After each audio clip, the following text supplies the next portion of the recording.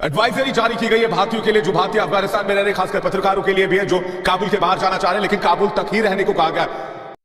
भारतीय मीडिया का ये पूरा क्लिप मैं आपको आगे चलकर सुनवाता हूँ, जिसमें ये अपनी अवाम को मुजाहिदीन से डरा रहा है।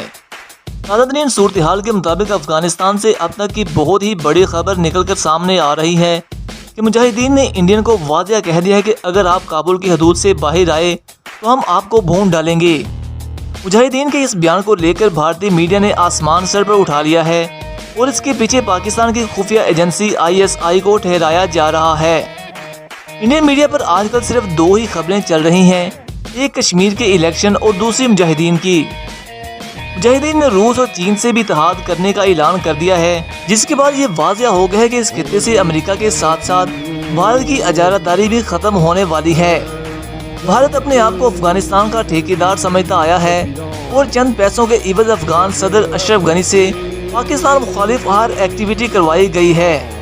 लेकिन अब स्पेशल हीरोज ने भारत के बजाय चीन के कैंप में जाने का ऐलान किया है और चीन को ये गारंटी दी है कि मुजाहिदीन चीन में मौजूद मुस्लिम अक़लियतों को चीन के खिलाफ खड़ा नहीं करेंगे। ये बात तो समझ में आ गई कि मुजाहिदीन चीन, रूस और पाकिस्तान का नया ब्लॉक बन गया है, लेकिन सवाल तो यहाँ पर यह पैदा होता है कि इस ब्लॉक का मुजाहिदीन को क्या फ़ायदा होगा और इसके असरात पाकिस्तान पर किस तरह के पड़ सकते हैं। जिसका जवाब यह है कि चीन वुहान कॉरिडोर को तजारत के लिए अपग्रेड करने लगा है और यही वो रास्ता है कि जिस वजह से अफगानिस्तान को हार्ट ऑफ एशिया कहा जाता है। इस रास्ते पर इस वक्त मुजाहिदीन की हुकूमत है और वहाँ पर हीरोज का इस्लामी परचम लहराया जा रहा है। इस रास्ते को इस्तेमाल करके चीन पाकिस्तान के रास्ते से ही सेंट्रल एशियाई ममालिक तक जाएगा, जिससे पाकिस्तान को भी अरबों डॉलर सालाना आमदनी होगी। इस रास्ते के खुलने से अफगानिस्तान के दिन भी बदल जाएंगे। यही वो वजह है कि तालिबान ने चीन को ये ऑफर की है कि आप अफगानिस्तान में इन्वेस्टमेंट करें, हम आपको सिक्योरिटी देंगे। यहाँ पर फिर से एक सवाल पैदा होता है कि वुहान कॉरिडोर तो चीन के साथ भी लगता है, तो भी चीन डायरेक्ट अपने ही मुल्क से होते हुए सेंट्रल एशियाई ममालिक से तजारत क्यों नहीं कर लेता। तो यहाँ पर ये मैं बहुत ही क्लियर कर दूँ, चीन अपनी इस सरहद को ओपन करना ही नहीं चाहता। चीन को पता है कि अगर एक दफ़ा भी हमने अपनी सरहद को अफगानिस्तान के साथ ओपन कर दिया तो फिर हमारे साथ भी वैसा ही हाल हो सकता है जैसे कि पाकिस्तान के साथ हुआ था, यानी कि अफगान महाजिर दाखिल हो सकते हैं। डॉक्टर इसार अहमद की पेशन गोई भी यहाँ पर पूरी होती है जो उन्होंने 1996 में की थी। उन्होंने ये कहा था कि चीन वो वाहिद मुल्क होगा जहाँ पर कोई भी गैर मुल्की या फिर इसराइली लोग पावर में नजर नहीं आएंगे। तो आप देखेंगे चीन में इस वक्त कोई भी गैर मुल्की ये इतराफ़ नहीं कर सकता कि हम चीन को अपनी डिक्टेशन पर चला रहे हैं। मुजाहिदीन, रूस, पाकिस्तान और चीन को लेकर भारतीय मीडिया क्या कुछ कह रहा है, आप खुद मुलाहिजा कीजिए। अफगानिस्तान तालिबान से जुड़ी हुई मिल रही है। आपको बता दें, तालिबान ने अफगानिस्तान के कई इलाकों पर कब्जा किया हुआ है और तालिबान के साथ अफगानी सेना का संघर्ष लगातार जारी है। और आपको ये भी बता दें कि अफगान और तालिबान सेना जब आमने सामने है तो भारतीयों के लिए अब एडवाइजरी जारी कर दी गई है, ज्यादा एहतियात बरतने को कहा गया है। बता दें आपको कि अफगानिस्तान में भारतीय भी मौजूद है और भारत का अच्छा खासा निवेश भी है। अफगानिस्तान के विकास में, अफगानिस्तान को आगे बढ़ाने में भारत ने अहम भूमिका निभाई है, महत्वपूर्ण भूमिका निभाई है। ऐसे में अब भारतीयों के लिए एडवाइजरी।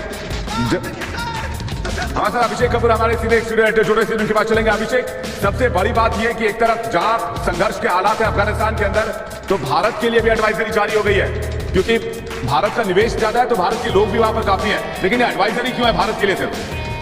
देखिए विवेक, ये एडवाइजरी जो है हमारे रक्षा, हमारे जो नागरिक है वहाँ उनकी रक्षा को, सुरक्षा को ध्यान में रखते हुए दी गई है।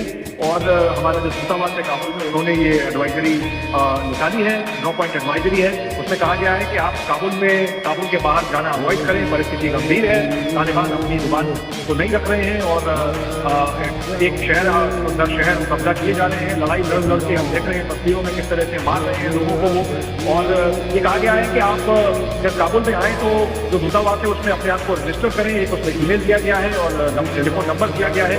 और अगर आपको जरूरी है भारतीयों को काबुल के बाहर जाना तो फिर एक दूतावास में जाके एक विश्लेषण आपको लेना होगा कि क्या क्या आपको करना चाहिए। उसमें कुछ उदाहरण दिए हैं कि कोई मिलिट्री का कॉन्वॉय निकल रहा हो तो उससे दूर रहें, सरकारी कोई गाड़ी सड़क पर जा रही हो तो उससे दूर रहें, कौन से एरिया अवॉइड करने चाहिए, कहाँ नहीं जाना चाहिए, ये सब एक एडवाइजरी में है। और वो ये है कि तालिबान जो है शहर दर शहर कब्जा किए जा रहा है, वो शांति वार्ता जो है उसको, उसमें जो अंडरस्टैंडिंग हुई थी, जो बातों पर माना गया था कि ये चीजें नहीं करनी है, वो कर रहे हैं, लड़ रहे हैं, मार भी रहे हैं लोगों को, और अपने किस्म का एक जो वहशियाना उनका एक तरीका है उसका जमीन पे खासतौर से कमांडर कुछ बोलते हैं, तो जमीन पे जो एक हम देख रहे हैं, उसके कारण ये सुरक्षा के लिए भारत के नागरिकों के लिए और कंपनीज के लिए भी, जो कॉर्पोरेट सेक्टर की कंपनीज कुछ काम कर रही है, उनको भी हिदायत दी गई है कि आप अपना सुरक्षा के लिए इस तरह के इंतजाम करें और भारत के दूतावास से संपर्क करें। जी अभिषेक, इसी से जुड़ा एक और सवाल ये भी है, हाल में भारतीय पत्रकार दानिश सिद्दीकी की मौत हुई थी, उनके शव के साथ भी तालिबानियों ने बर्बरता की थी, क्या ये मामला उससे जुड़ा हुआ भी हो सकता है? उसके बाद इस एडवाइजरी को अमल में लाया गया?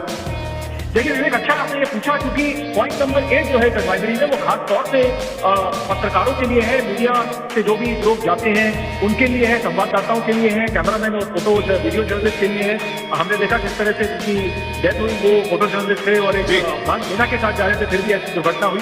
तो उसमें मीडिया मीडिया के लिए है कि आप बिल्कुल एक ब्रीफिंग की जाएगी आपकी पब्लिक अफेयर्स सेक्शन में, उसके बाद ही आप कहीं बाहर जाएं और किनसे मिलना है किनसे नहीं मिलना है उसके बारे में जानकारी करके, पूरी पुख्ता जानकारी करके फिर ही बाहर। जी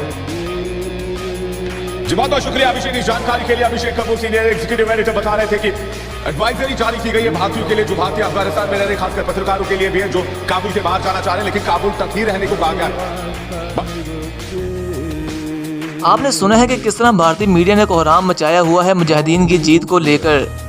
अब यहाँ पर ये मैं बहुत ही वसूख के साथ खबर आपको देने लगा हूँ, और इस खबर को वॉइस टीवी के जराये ने भी पाकिस्तान में मौजूद चोटी के सीनियर हुकूमती लोगों से कन्फर्म किया है कि मुजाहिदीन के अफगानिस्तान में इक़्तिदार संभालने के बाद पाकिस्तान में एक इस्लामिक कॉन्फ्रेंस बुलाई जाएगी, और इसमें मुजाहिदीन की 20 साल जदोजहद का जिक्र करके मुसलमानों को ये बताया जाएगा कि अगर अल्लाह पर ईमान हो तो फिर दुनिया की कोई ताकत भी आपको हरा नहीं सकेगी। इस कॉन्फ्रेंस का नाम तो कश्मीर कॉन्फ्रेंस के नाम से होगा, लेकिन ये कॉन्फ्रेंस असल में मुजाहिदीन की पावर को दिखाने और मुसलमानों के एक नए ब्लॉक को तश्कील देने के लिए होगी। हालांकि ये कॉन्फ्रेंस अभी भी बुलाई जा सकती है और आज से 6-7 महीने पहले भी बुलाई जा सकती थी, लेकिन इस कॉन्फ्रेंस को 2022 में इसीलिए रखा गया है कि इतने में मुजाहिदीन इस्लामी खिलाफत कायम करके इस्लाम नाफिज कर लें, ताकि मुस्लिम लीडरान को इस्लामी कवानीन की तरफ राग़िब किया जाए और यूरोपीय यूनियन टाइप का अपना एक इस्लामिक ब्लॉक बनाकर मुस्लिम मालिक को एक किया जाए। जी तो प्यारे दोस्तों, आप लोगों का इस वीडियो के बारे में क्या कहना है? अपनी कीमती राय का इजहार हमें कमेंट्स बॉक्स में ज़रूर करें। अगर आप लोगों ने इस वीडियो से कुछ नया सुना, सीखा और जाना है तो इस वीडियो को अपने दोस्तों के साथ फेसबुक और व्हाट्सएप में दीगर सोशल मीडिया वेबसाइट पर ज़्यादा से ज़्यादा शेयर भी कर दें।